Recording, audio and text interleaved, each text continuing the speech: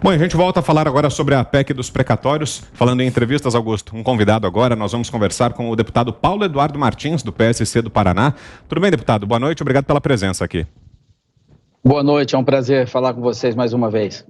Deputado, inclusive mais cedo a Ana Paula mencionou o caso do senhor. O senhor mudou de posição, né? Agora na votação do segundo turno da PEC dos precatórios. No primeiro turno o senhor foi contrário e na votação de hoje o senhor vai votar a favor da PEC, né? Queria saber os motivos que o levaram a isso. Por que essa mudança?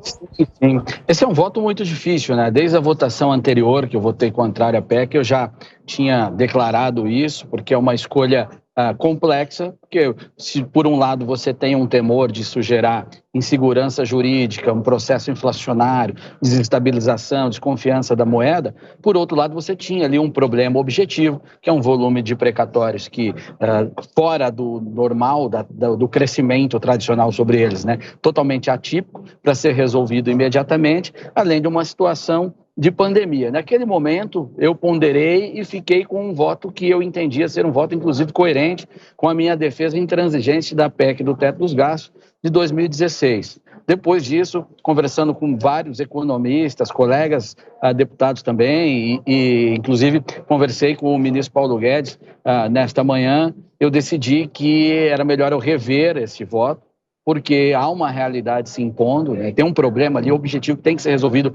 imediatamente e que se ele não for resolvido, as coisas podem ficar ainda piores do que na outra situação. Então, como a gente não pode ser necessariamente dogmático, a gente tem que ter princípio, mas não necessariamente dogmático nas coisas com que a gente lida na vida real, eu não tenho nenhum problema em rever a minha posição e acatar uma outra posição que eu julgo ser menos danosa para o momento. Ana Paula Henkel, sua pergunta, Ana. Boa noite, deputado. Eu disse mais cedo exatamente que é uma questão espinhosa, digamos assim, né? Porque o voto sim, o voto não, as duas vertentes aí, os dois caminhos, eles têm para aquelas pessoas que estão no debate intelectualmente honesto, os dois votos, eles têm elementos pertinentes para votar sim e para votar não. Obviamente que eu não estou falando dos sindicatos e da oposição histérica a esse governo que quer usar essa PEC apenas como uma arma política. Nessa conversa que o senhor teve aí com o ministro Paulo Guedes, qual foi o ponto principal, se houve um ponto principal, que fez o senhor mudar de ideia? O ponto principal, Ana, aliás, são dois, né? Esse volume atípico de precatório que o governo tem que honrar, que o Poder Judiciário acabou despejando lá, por mais que se diga que são compromissos, que são decisões judiciais, ninguém está contestando isso, mas um volume completamente fora do normal. Isso tira a previsibilidade, né, de orçamento, qualquer mais de manobra por orçamento, e também, Ana, a situação social. Você tem aí sim uma demanda por um auxílio, né, o chamado Auxílio Brasil, que por mais que eu tenha também críticas a esse tipo de programa, elas não são poucas e nem de hoje, mas há uma situação mundial em que a normalidade foi para o ralo. Há demanda para isso, e se a gente não fizesse com a disciplina, porque essa PEC não elimina as regras, ela mantém regras, ela cria outras, inclusive o Congresso certamente faria decreto através de estado de calamidade, coisas nesse sentido que deixa as coisas muito mais soltas, então o dano fiscal poderia ser ainda mais grave. Então, portanto, eu entendi que, inclusive dando um voto de confiança ao próprio ministro, a todas as explicações que ele me ofereceu, de que isso era algo necessário a ser feito agora para enfrentar essa situação, Ana. Guilherme Fiuza. Boa noite, deputado. Como o senhor está vendo, portanto, com esse contexto de calamidade, né, que tem algumas decorrências gravíssimas já verificáveis, como uma inflação ascendente no mundo todo e endividamento do setor público, evidentemente, para socorrer a população, socorrer as empresas, etc. Então, dívida e inflação. Como é que o senhor está vendo, em termos de regime fiscal, essa nova situação que o mundo todo atravessa e que não deve atravessar rapidamente? É absolutamente preocupante, Fiuza, porque isso gera ainda mais desestabilização e desconfiança. O mundo inteiro fez emissão de moeda. O mundo inteiro emitiu moeda, papéis, se endividou porque a situação pediu ou se impôs, né? Tinha aí a turma do fecha tudo, economia a gente vê depois. E como as pessoas precisam sobreviver, os governos tiveram que agir, tiveram que fazer altíssimas intervenções e bancar a sobrevivência dessas pessoas e empresas. Se a economia está parada e não tem geração de impostos para o governo fazer isso, ele precisa, então, se endividar. É jogar lá para frente para resolver a situação imediata. O mundo inteiro fez. Obviamente que há aí um descompasso entre a capacidade produtiva e a demanda por consumo. O processo inflacionário é mundial, é muito ruim. A gente fica numa situação muito difícil porque você não tem mais praticamente um mecanismo de controle inflacionário, que é abrir o mercado para maiores importações e equilibrar a oferta e a demanda, porque o mundo inteiro sofre pelo mesmo processo.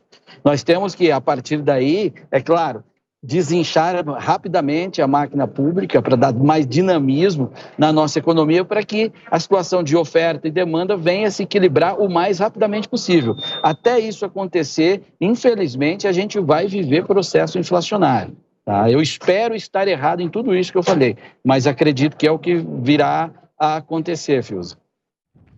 José Maria Trindade, sua pergunta, Zé?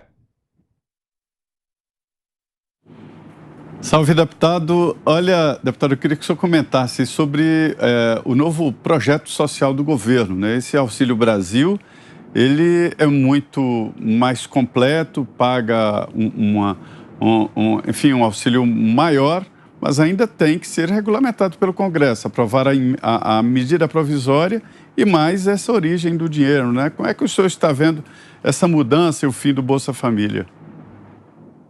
É normal que venha aperfeiçoamento, ampliação. O Bolsa Família, que no início era Bolsa Escola, que havia toda ali uma contrapartida, né? Ele foi modificado já no governo Lula, que unificou uma série de programas sociais que havia ali em termos de transferência de renda, né? A necessidade depois se alterou e houve essa leitura de que é necessário ampliar.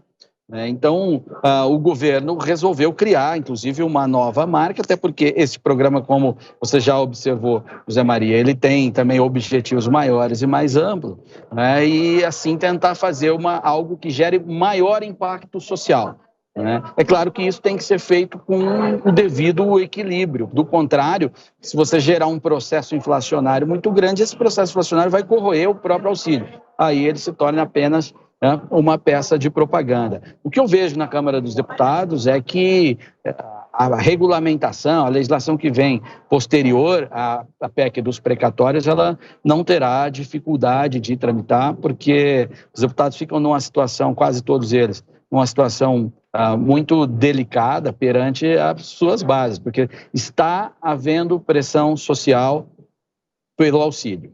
Está havendo pressão social. Há uma realidade imposta aí, eu repito esse termo, que tem exigido que o Congresso reflita a respeito. Augusto Nunes. Deputado, o senhor não teme que o Supremo Tribunal Federal acabe interferindo também nesse tema? Eu não temo, Augusto, porque eu tenho certeza que eles farão. O Supremo Tribunal Federal é a junta de toga que governa o país. O funcionamento do Congresso hoje, na prática, é uma concessão do Supremo Tribunal Federal. Tanto é que é comum o Congresso aprovar aqui textos legislativos e o Supremo Tribunal Federal depois dizer o contrário, conforme ele entende, ou acusar o legislativo de omissão legislativa, o que é uma afirmação totalmente autoritária. Como é que você pode acusar alguém de não fazer uma lei que você gostaria que existisse? Não, o não legislar do Congresso, que é a representação social, ele também é uma opção. Se não faz a lei que você quer, candidate-se, vem aqui, proponha a lei e faça o trabalho para convencer os deputados a votar. Você não pode tentar legislar de forma suplementar porque o Congresso não fez a lei que você não queria que fizesse. E o Supremo faz isso constantemente. Está acontecendo a todo momento. Então, a minha surpresa vai ser zero, Augusto, se o Supremo será provocado, porque ele se tornou também um tapetão de quem é derrotado na Câmara dos Deputados, diga-se isso também tem que ser reconhecido, mas ele podia não receber tais recursos, vários desses recursos. Recebe porque gosta do jogo. gosta do protagonismo. Vide as lives constantes que ministros passam a fazer. Eu não lembro de nenhuma live de ministro da Suprema Corte americana, Suprema Corte francesa, alemã, mas aqui é constante, especialmente se o convidado, se o organizador da live for um esquerdista. Aí é uma beleza. Então vai acontecer sim, e é lamentável para a própria corte. Toda essa crítica que eu faço é em defesa da instituição Supremo Tribunal Federal, porque ela está indevidamente exposta. E quando ela está exposta, ela vai sofrer desgaste. Quando ela sofre desgaste, ela vai ser contestada pela população, ela perde o seu caráter de pacificação social. É muito ruim todo esse contexto. Eu gostaria depois de falar sobre o Daniel Silveira também, que tem uma observação relevante a ser feita. Por favor, deputado, vamos lá então, para a gente fechar a nossa conversa, que nos dias do caso do deputado Daniel Silveira. Perfeito. Essa prisão é um absurdo que não era para ter acontecido nunca. A Constituição Federal, artigo 53, protege os deputados por quaisquer palavras e votos e opiniões. A Câmara dos Deputados foi covarde, fez um aceno para o Supremo Tribunal Federal e aceitou a prisão do Daniel Silveira. Por mais que a postura dele, em tudo que ele disse naquele momento, tenha sido também errada, mas ele estava sob proteção constitucional. Jamais isso deveria ter acontecido.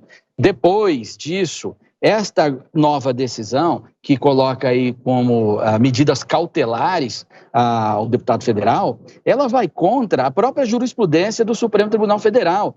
Decisão na ação direta de inconstitucionalidade 5526, cujo relator foi o ministro Alexandre de Moraes. Ali discutia-se sobre a hipótese de medidas cautelares contra parlamentares, porque a Constituição não fala nada sobre isso, sobre medidas cautelares contra parlamentares. E foi decidido naquela ADI que até cabe medidas cautelares contra parlamentares, desde que não atrapalhe o exercício do mandato.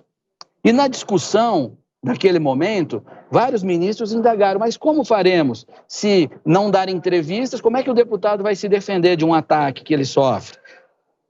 Não conversar com deputados que são investigados, mas como ele vai saber se aquele deputado é investigado? Na Câmara dos Deputados é comum, isso são palavras do Gilmar Mendes, comum que hajam deputados investigados por uma série de circunstâncias e ele não vai poder exercer o papel de conversar com o deputado para formar maioria ou não, então elas eram cabíveis, decidiu-se que as cautelares eram cabíveis, mas que na prática eram inexequíveis. Inclusive que o recolhimento noturno era inviável porque várias das medidas, né, aliás, várias das votações na Câmara se dão em período noturno. A única mudança que aconteceu de realidade de lá para cá é a hipótese de votação remota. Você pode votar no sistema remoto, mas nas demais, para falar com eleitores, para dar entrevista, uso de redes sociais para falar com eleitores, isso compromete o exercício do mandato. Então, é uma decisão que está indo contra a própria jurisprudência do Supremo Tribunal Federal. Acho que não há nenhuma dúvida sobre a, no mínimo, antipatia da Corte para com o deputado Daniel Silveira. Perfeito. Então, o deputado federal Paulo Eduardo Martins, do PSC do Paraná, o deputado que gentilmente nos atendeu lá direto do Salão Verde da Câmara, saiu do plenário para entrar ao vivo com a gente, vai participar daqui a pouquinho também da votação da PEC dos precatórios. Bom trabalho por aí e obrigado pela entrevista, deputado. Obrigado, a votação já está acontecendo, eu estou todo improvisado aqui e conto com a compreensão de vocês e da audiência. Tá? Bom trabalho, parabéns pelo sucesso. Muito obrigado.